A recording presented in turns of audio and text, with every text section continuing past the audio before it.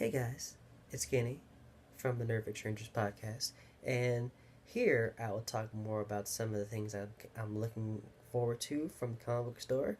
I'll probably definitely be doing reviews of some of the comics, just giving some more of the deeper dives into some of the books that I've talked about on the podcast, or maybe books that I may have forgotten to mention on the podcast, so I can give you a little bit more a little bit more information on what I'm checking out and what I think you guys should be reading as well. Um, Sometimes I'll probably talk about some of the conventions I go to and some of the other things I see around the comic book universe.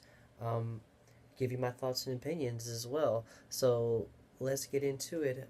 My first inaugural spoiler book will be The Amazing Spider-Man's issues 801 and 802.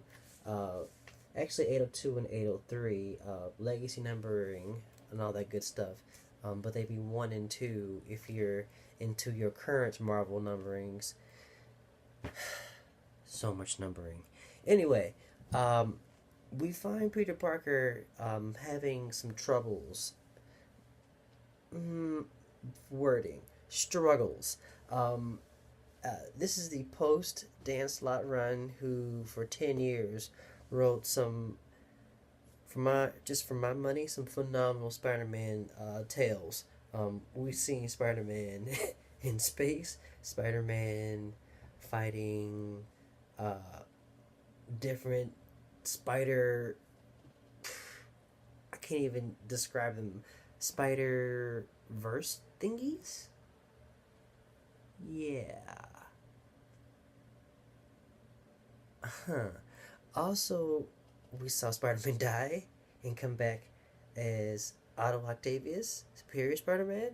So, we've seen Spider-Man globetrotting as Secret Agent Spider-Man. Also, we've seen Peter Parker become the head of his own company. Um, yeah, Peter Parker basically for the last 10 years has had a pretty solid run. Um, just living his best life essentially, and that all comes crashing down here with Nick Spencer's run. Uh, let's just see what happens to Spider-Man in what 2 issues. He loses his job. Um, he was a science editor for the Daily Bugle. Um, this is also before he lost this job, he basically lost his company. Um, so after he loses his company, he then loses the second job he just got. Also, he loses that second job because he gets exposed as a fraud because guess what? He plagiarized most of his thesis for his master's degree uh, at Empire State University.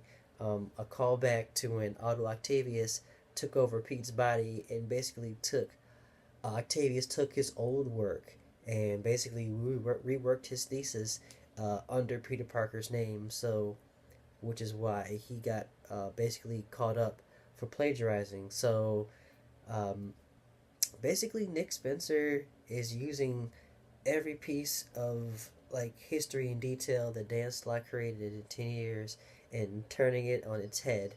Um, Pretty solid stuff. I think the kicker of issues 801 and 802 isn't the new villain. Um, if it's an old villain and somebody knows, leave the name in the comments or who you think it is or who you know it is. I have no clue. Um, yeah, really interesting villain. I wasn't surprised by that. I wasn't even surprised by the fact that Kirk Connors is returning as Peter's professor. Yeah, that's definitely a thing. Um, MJ and Peter Parker back together. I think that's pretty cool. I think that's one of those things that I think if Renew Your Vows as a Spider-Man story wasn't still going on, I think this may have made the Amazing Spider-Man a bigger couple of issues for 1 and 2. Um, I think people have wanted Mary Jane and Peter to get back together for a long time now. Um, I enjoyed Mary Jane working with Tony Stark in the Iron Man books. I thought that was really cool to see her kind of grow beyond just being, you know, um, the love of Spider-Man's life. And while yeah, she was modeling and doing her own thing in like the Spider-Man universe, if you're reading her in the Iron Man stories, she's basically just the cool, like she's Pepper Potts 2.0, but calling her Pepper Potts would be a disservice to Pepper and Mary Jane. Mary Jane definitely was her own individual in the Iron Man run that she got to be a part of, and she got to really interact with Riri Williams, one of my favorite newer characters here in just the Marvel universe. So I always really enjoy those interactions. But to see her back here with Pete, and Pete like just basically saying that he wants her back and just really wanting to really give it a shot again, and even acknowledging that like there'll always be the threat of Spider-Man uh, kind of lingering over their relationship. They both seem to want to still be together, and I think that's cool. I think that's what relationship growth, like understanding that there's something that'll always be there, that like Spider-Man is a job. Peter Parker, yeah, he has like other jobs that he'll hold eventually as a scientist or whatever, but Peter Parker's main job is being Spider-Man. And in life, we have jobs that sometimes take us away from our family or friends, and we have to deal with that. And I think Nick Spencer hopefully is going to really tap into that discussion with Mary Jane and Peter Parker.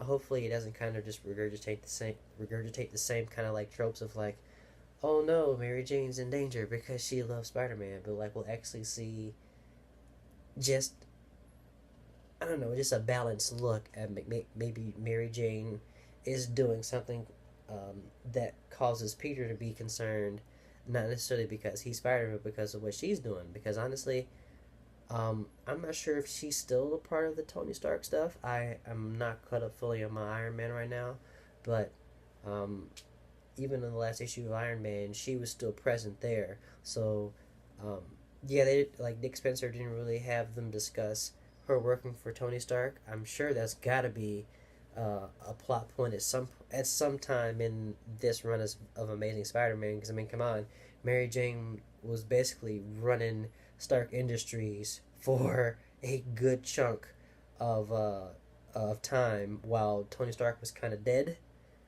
for a little bit. So we'll see how that plays out. The art in this book by Ryan Ottley of Invincible fame is really fun.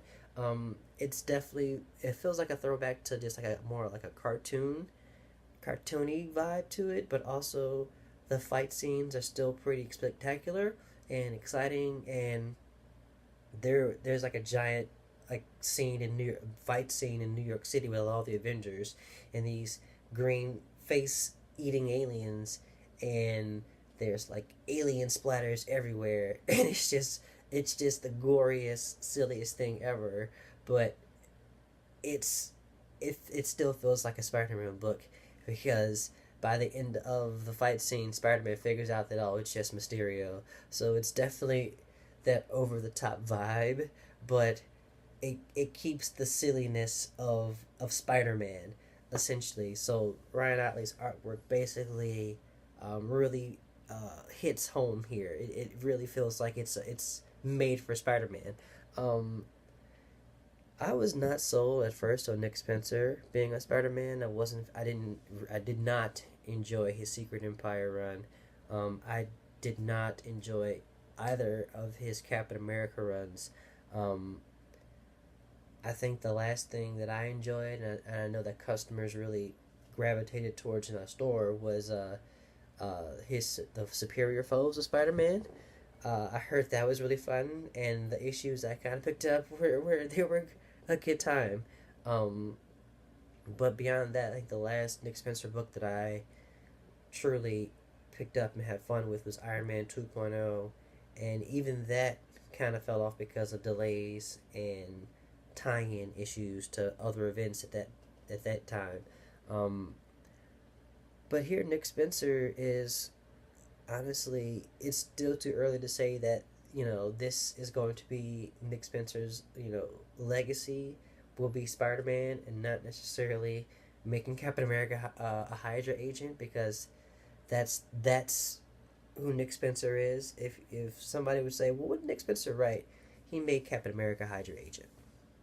That's that's what I'm gonna give you. And that's not something I think you want to be known for.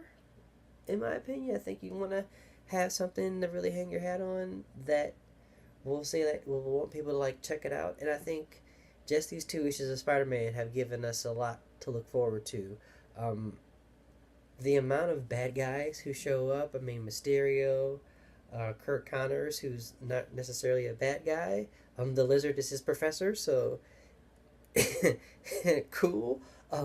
Taskmaster, Black Ant, um, Kingpin, who's by the way the mayor. I mean, Mayor Kingpin. I mean, Peter Parker still has to figure out what what the long con is for Fisk as mayor. I mean, that's going to be interesting when that starts getting fleshed out. I mean, there are a lot of cool things happening, and I didn't even mention by the end of the second issue, Peter Parker and Spider Man are basically separated.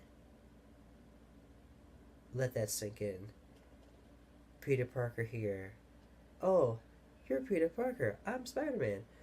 That happens. So, yeah, we're only three issues in, and there is a lot of just wild and wacky things happening in Amazing Spider-Man. They're fun. Like this, it's definitely different from the Spider-Man I have been reading for the last 10 years, and I think that's good. I think that's what you want. You want something different for your some of your favorite characters, and especially for your flagship. I mean, Spider-Man is the flagship character for Marvel. I mean, I know we love to talk about Captain America, but Spider-Man is the guy. So to see Nick Spencer really try to hone uh, his voice to Spider-Man, it'll be interesting. I really dug these first two issues, and I hope that he continues on with the next 20 to 30, maybe 100, who knows. But yeah, let's just look forward to 803 and hope that it's just as interesting. Alright, guys, thanks for checking out this first episode. I'll be back with some other thoughts on some other comic books here in the next couple of days. You can check me out at nerdfectstrangers.com. Follow us at Nerdfect Strangers on Instagram. You can follow me and my store at First Day Comics on Instagram and Twitter. Also on Facebook, we are Inst- uh, wow, I almost said Instagram First Aid. We are First Aid Comics HP on Facebook.com. So check us out. Also, you can find me personally on Twitter at Dr. The Kenye, or just put in DX Never Wrote a Tank to the Scope. Just a little bit of a wrestling reference there, because I'll probably do some wrestling stuff eventually as well on here on the site as well. So if you enjoyed this video, give us a shout, subscribe up top, you know the deal. It's good seeing you guys. Peace. Check you out the next episode.